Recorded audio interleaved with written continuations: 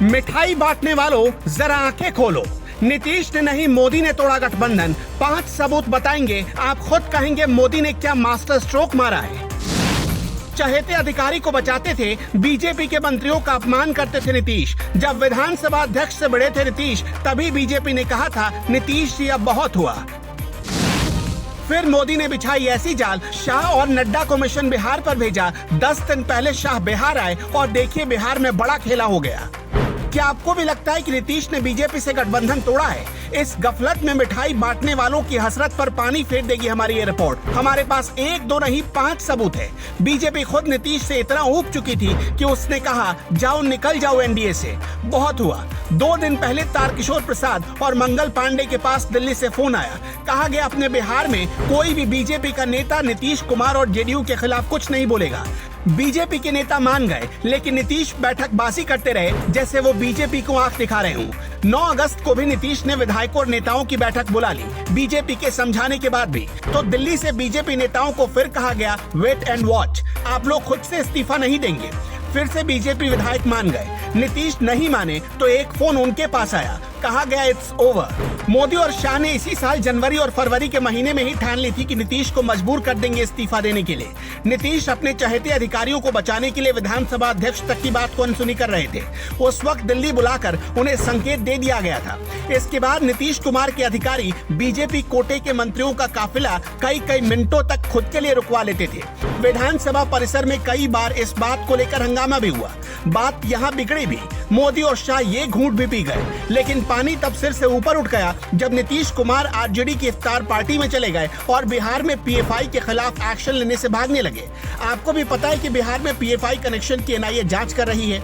नीतीश कुमार के साथ ये तो होना ही था और इसकी प्लानिंग आज की नहीं 2013 से मोदी और शाह ने मिलकर कर ली थी। मोदी और शाह की पॉलिटिक्स को समझिए।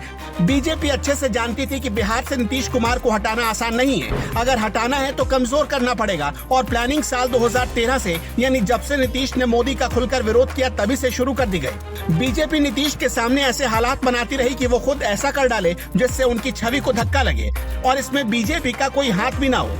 ये काम नीतीश कुमार बड़ी आसानी से करते चले गए। साल 2014 में बीजेपी ने लोकसभा चुनाव में मोदी के नाम पर बड़ी जीत हासिल की। नीतीश ने तब कुर्सी छोड़ दी।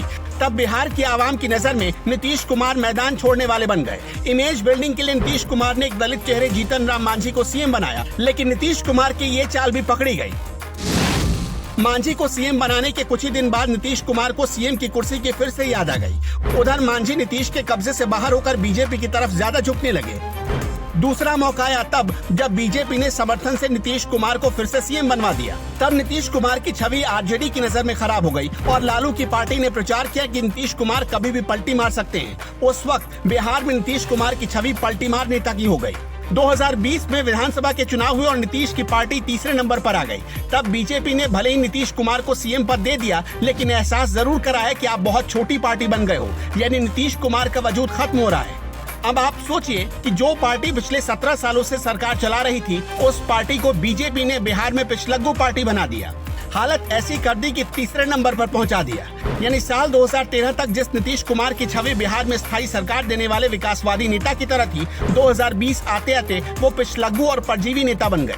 वैसे नीतीश कुमार का इतिहास ही रहा है परजीवी नेता का। अब जब नीतीश ने फिर से बीजेपी का साथ छोड़ा है, तो बिहार की जनता ये समझ चुकी है कि नीतीश कुमार के पेट में सचमुच दांत है, जो लालू यादव कहा करते थे। नीतीश कुमार को पता ही नहीं चला, लेकिन देखिए अब बीजेपी बिहार में क्या क्या कर सकती है।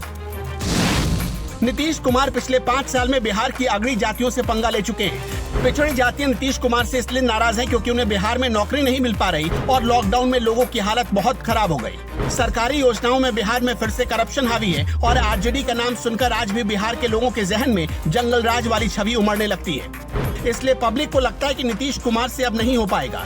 सुना नहीं क्या आपने आरसीपी सिंह ने क्या कहा था? यही कि देश में इकलौते ऐसे मुख्यमंत्री नीतीश कुमार हैं जो 11 बजे घर से निकलते हैं, 1 बजे लंच करने वापस घर चले जाते हैं, फिर 3 बजे ऑफिस आते हैं और शाम के 5 बजे से रात के 10 बजे तक भूजा पार्टी करते हैं।